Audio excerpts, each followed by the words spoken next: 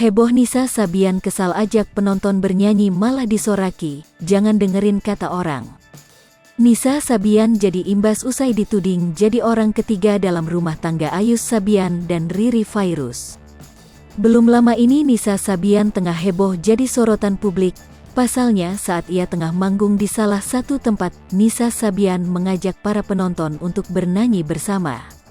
Namun bukannya mendapatkan sambutan baik, suasana tersebut justru sunyi sebelum akhirnya disambung dengan sorokan dari para penonton yang enggan mengikutinya bernyanyi.